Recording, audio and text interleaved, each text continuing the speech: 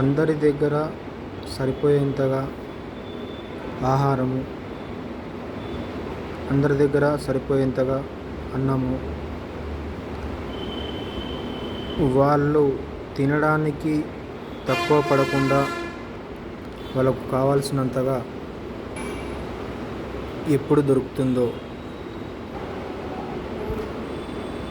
ఈ ప్రభుత్వాలు ఏర్పడి స్వాతంత్రము వచ్చి మరి పేదవాళ్ళకు మరి అందరికీ కూడా సమాన అవకాశాలు దొరుకుతున్నాయా? ఆకలి లేని చావులు ఉంటాయా? ఒకసారి మనం ఎంతో వీధుల్లో దారులలో చూస్తూ ఉంటే ఎక్కడన్నా కానీ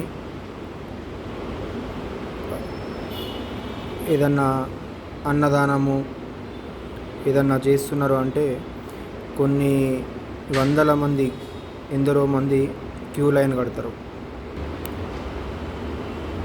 అంటే ఇక్కడ వాళ్ళకి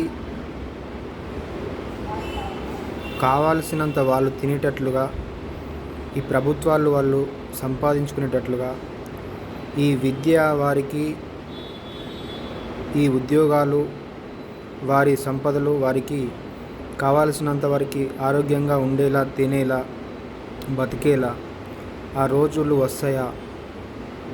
ఉండగలుగుతారా? ఇది ఎప్పుడు సాధ్యమవుతుంది? చాలా బాధ అనిపిస్తుందా? లేదంటే అనిపించదా?